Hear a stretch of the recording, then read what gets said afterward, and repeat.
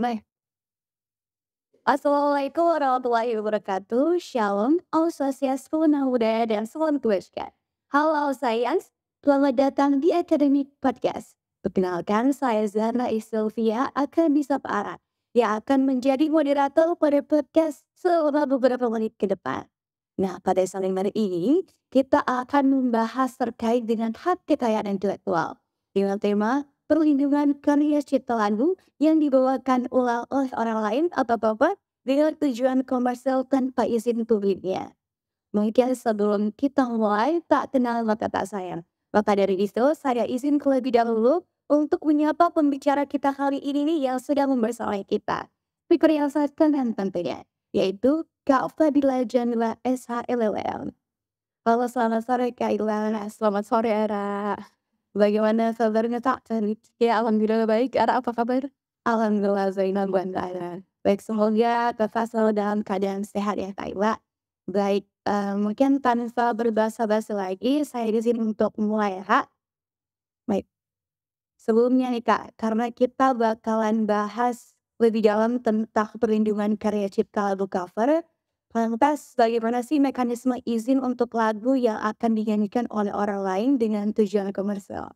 Oke, jadi pertama-tama kita pasti bicara terkait, hak cipta. Hak cipta itu diatur di Undang-Undang Nomor 28 Tahun 2014 yang menyatakan, bahwa hak cipta itu adalah hak eksklusif yang dimiliki oleh pencipta secara otomatis, berdasarkan prinsip deklaratif atas ciptaan yang telah, diumumkan. Nah, lagu itu termasuk salah satu dari, lingkup ciptaan yang dilindungi berdasarkan Undang-Undang Hak Cipta. Nah, sebelum kita bahas soal izin, kita harus tahu dulu kalau hak cipta itu terdiri dari 2 komponen, ada hak moral dan ada hak ekonomi. Hak moral ini, pada dasarnya tidak bisa dialihkan kecuali, setelah, eee, pencipta tersebut meninggal dunia, yang biasanya bisa dialihkan itu adalah hak ekonomi. Nah, hak ekonomi ini, terdiri dari misalnya hak untuk mendistribusikan, hak untuk mempertunjukkan, menggandakan, mentransformasikan, mengaransemen, dan lain sebagainya. Menyanyikan lagu yang bukan, milik kita sebenarnya, jatuh pada, terkait dengan hak cipta, utamanya hak ekonomi. Kalau misalnya kita cuman, nyanyi-nyanyi, tanpa ada tujuan komersil, sebenarnya itu tidak, termasuk pelanggaran hak cipta. Tetapi itu menjadi pelanggaran ketika ada unsur komersil di dalamnya atau kita mendapatkan keuntungan. Terkadang, orang itu mengira keuntungan itu hanya misalnya dengan, meng-cover lagu di YouTube, kemudian dapat AdSense, tapi sebenarnya, menyanyikan lagu di pertunjukan-pertunjukan yang bersifat berbayar, itu juga sebenarnya bersifat komersil dan pastinya membutuhkan izin, dari, si pencipta. Izin itu biasa kita kenal dengan istilah lisensi. Nah, lisensi itu adalah salah satu bentuk, perjanjian tertulis yang, antara, pencipta dengan, calon pemegang hak cipta. Nantinya untuk mengelaborasi lebih lanjut tadi itu, dari segi, aspek komersial. Jadi memang, lisensi itu sangat dibutuhkan kalau misalnya seseorang itu ingin menggunakan ciptaan, khususnya di sini berupa lagu yang ada unsur komersilnya. Kalau ditanya cara mengurus izin atau lisensi, ya pastinya harus menghadap kepada pencipta, ciptaan tersebut yang memegang hak cipta atau misalnya, menghadap kepada pemegang hak cipta. Tapi biasanya, yang, meminta, lisensi itu ajukan kepada si pemegang, si pencipta itu sendiri. Agar, ketika dia, eee, melakukan, aktivitas-aktivitas yang sebenarnya merupakan hak, dari si pencipta itu sendiri tidak, akan terjerat hukum. Jadi pada dasarnya ya, permohonan lisensi itu akan dimohonkan langsung kepada, pihak pencipta itu sendiri. Baik, Kak. Baik, terkait dengan itu, Kak, jadi lantas bagaimana pertanggungjawaban seorang konten kreator ini, Kak, terhadap suatu lagu yang dia aransemen ulang? Oke. Oh, ini lagu yang diaransemen ulang, oke. Jadi, seperti yang tadi saya sampaikan, mengaransemen juga sebenarnya merupakan hak dari, pencipta dan itu dilindungi oleh Undang-Undang, Nomor 28 tadi tahun 2014. Ketika seseorang ingin melakukan aransemen dari, ciptaan lagu tersebut sebenarnya harus membutuhkan izin dari pencipta, kembali lagi utamanya kalau itu ada tujuan komersil. Sebenarnya ada pengecualian di pasal 43 di Undang-Undang 28 tahun 2014 ketika misalnya menggunakan ciptaan tersebut tidak dengan tujuan komersil dan, si pencipta itu tidak keberatan. Tetapi ya tadi kita kan, lebih baik jika misalnya untuk tujuan komersil tadi mengurus lisensi terlebih dahulu, membayar royalti atau, sebenarnya bisa juga tidak dengan catatan si, penciptanya itu tidak keberatan. Karena kan kita tahu kalau, terkait hak cipta ini merupakan delik aduan. Jadi sebenarnya kalau si penciptanya itu fine-fine saja, tidak keberatan, ya sebenarnya tidak masalah. Tapi itu menjadi masalah kalau si, penciptanya itu keberatan. Baik baik, Kak. Nah mungkin kita bisa track back kembali lagi nih, Kak, ke mekanisme izin yang tadi. Nah, setelah didapatkannya izin dari pihak pemberi, hak apa saja yang didapatkan oleh penerima izin tersebut?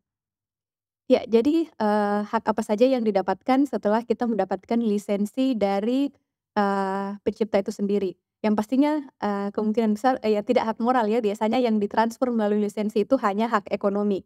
Itu pun misalnya, biasanya misalnya satu pencipta memberikan lisensi kepada beberapa pihak, lisensi yang diberikan kepada pihak A, pihak B, dan pihak C itu belum tentu sama. Jadi misalnya saya di sini pencipta, saya memberikan lisensi kepada ARA, dan 2 orang lainnya.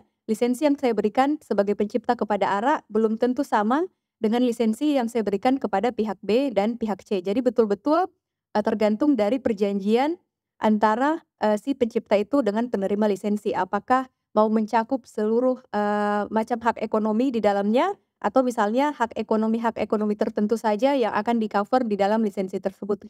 Misalnya hanya untuk, hak untuk mempertunjukkan karya cipta tersebut. Artinya tidak, mencakup hak-hak yang lain, misalnya untuk mengaransemen, kemudian untuk menggandakan dalam bentuk, digital ataupun dijual, tetapi hanya untuk pertunjukan. Jadi betul-betul kalau kita bicara soal lisensi, lisensi itu adalah perjanjian sangat tergantung dari isi perjanjian tersebut.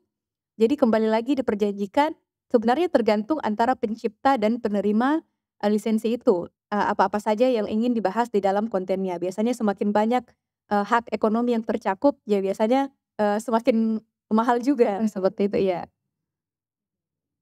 Nah kalau gitu, Kak, apakah konten kreator yang meng-cover sebuah lagu dan mendapatkan viewers yang banyak, serta mendapatkan keuntungan itu dapat dikatakan sebagai pelanggan hak cipta? Ya, oke, pastinya ya, karena, yang tadi saya katakan sebenarnya menggunakan, atau menyanyikan kembali lagu yang dilindungi hak cipta itu sebenarnya bukan merupakan pelanggaran hak cipta dengan catatan tidak komersil. Misalnya kita di sini nyanyi-nyanyi, upload ke YouTube, tapi YouTube kita, tidak menerima AdSense sama sekali, maka itu sebenarnya tidak ada masalah. Yang menjadi masalah ketika misalnya, di-upload ke YouTube yang menerima AdSense, kemudian mendapatkan penghasilan atau misalnya kita menyanyikan, di suatu pertunjukan, kemudian pertunjukan itu berbayar. Nah, itu yang akan menjadi, masalah karena tadi, kali lagi yang saya katakan dia itu melanggar undang-undang hak cipta tadi ya, karena dia, mengaransemen, dan juga mempertunjukkan sesuatu yang, tidak atas izinnya, untuk kebutuhan komersil. Tetapi, ya sebenarnya titik poin utamanya itu ada di letak komersil atau tidak komersilnya, iya. Baik, mungkin untuk pertanyaan terakhir, Kak, siapakah sebenarnya pihak yang bertanggung jawab dalam produksi atau mengatur mengenai ini, Kak? Oke. Jadi, siapa sebenarnya pihak yang bertanggung jawab? Apakah penyanyinya, pelaksananya, ataupun apa? Kalau menurut saya sebenarnya tergantung dari aktivitas yang dilakukan terhadap ciptaan tersebut. Misalnya di sini, aktivitas yang dilakukan adalah menyanyikan, lagu tersebut kemudian di-upload ke YouTube atau ke media sosial. Maka yang bertanggung jawab secara personal adalah si penyanyi atau si pemilik akun tersebut. Tetapi kita ketahui tadi hak ekonomi itu bukan hanya menyebarluaskan di media sosial, tapi juga, ada hak terkait pertunjukan. Pertunjukan ini misalnya berbayar, mengadakan konser, kemudian, penyanyi dalam konser tersebut membawakan lagu orang lain, maka siapa sebenarnya yang harus, bertanggung jawab untuk membayar, hal tersebut? Sebenarnya kalau dari sini kita lihat, jika penyanyi tersebut mendapatkan keuntungan, sebenarnya dia punya kewajiban untuk, mendapatkan izin untuk menyanyikan lagu tersebut karena dari menyanyikan lagu tersebut dia mendapatkan keuntungan secara pribadi. Tetapi kewajiban tersebut tidak hanya terletak pada si penyanyi tersebut, tetapi kewajiban tersebut juga terletak pada event organizer atau pelaksana event tersebut karena, hak yang dilaksanakan itu adalah hak pertunjukan. Di mana kalau misalnya konser tersebut atau pertunjukan tersebut memungut tiket bayaran dari setiap, penonton yang datang, otomatis event organizer tersebut kan sebenarnya mendapatkan keuntungan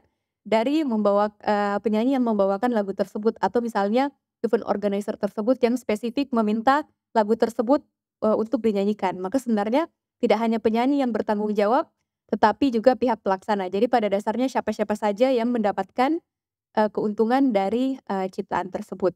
Oh, baik, Kak. Jadi, sebenarnya pembagian royalti ini tergantung lagi dengan bagaimana, eee, terkait dengan bagaimana lagu ini, si pencipta dengan yang, si siapa ini, Kak? Penerima, tergantung Iya, ya, Kak? jadi sebenarnya tergantung, fee-nya pun mungkin berbeda antara satu orang dengan orang yang lain. Jadi misalnya, walaupun sama-sama menyanyikan lagu yang sama, pelaksana yang berbeda belum tentu royaltinya, sama. Jadi betul-betul sangat kasuistis tergantung dari kesepakatan antara, si pencipta dengan si, pengguna hak ekonomi. Tapi ya yang menjadi masalah tadi kalau si, pengguna hak ekonomi ini tidak mendapatkan izin, pertama tidak dapat izin atau misalnya kalaupun dapat izin tapi tidak membayar royalti misalnya dalam hal ini. Karena ada beberapa upaya hukum sebenarnya yang bisa dilakukan oleh si pencipta tersebut, baik itu upaya hukum perdata, misalnya memohonkan ganti rugi, permohonan ganti rugi, permohonan perbuatan melawan hukum di pengadilan niaga, ataupun misalnya bisa dipidanakan bahkan di pasal 113 Undang-Undang Hak Cipta itu bisa diancam pidana, tergantung dari apa pelanggaran hak ciptanya itu sendiri. Wah, iya, baik. Baik, mungkin cukup sekian dari pertanyaan saya, Kak. Baik, itulah tadi bincang-bincang kita dengan Kak Ila. Beralih ke agenda selanjutnya, kita akan mendengarkan closing statement dari pembicara kita pada hari ini. Silakan. Iya, terima kasih atas kesempatannya.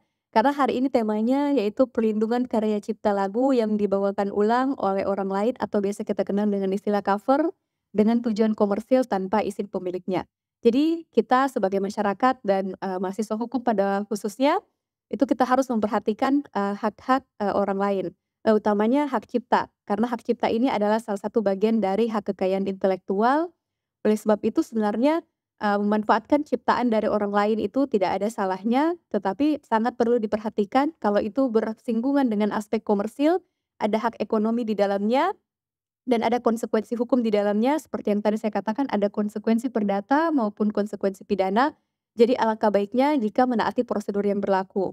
Amannya sih sebenarnya meminta izin dengan mengadakan perjanjian lisensi dan pastinya juga dengan membayar royalti kepada pihak pencipta. Karena perlu diketahui hak kekayaan intelektual itu adalah sesuatu hak yang sebenarnya sangat sulit ya didapatkan. Tidak semua orang bisa menciptakan lagu misalnya atau tidak semua orang itu bisa menciptakan karya tersebut. Jadi apresiasi terkecil yang bisa kita lakukan sebenarnya dengan, memohonkan, lisensi dan taat hukum. Itu saja dari saya, terima kasih banyak. Baik, terima kasih atas closing statement-nya, Kak. Karena Kak Ila sudah memberikan closing statement-nya, untuk itu maka berakhir pula kegiatan Academic Podcast pada hari ini. Oke, sekali lagi saya mengucapkan terima kasih banyak untuk Kak Ila atas kesediaan waktu, ilmunya, dan sharing-sharing bermanfaat yang sangat insightful untuk kita semua. Dan semoga bisa memotivasi untuk kita ke depannya. Stay safe, healthy, and sukses selalu untuk Kak Ila.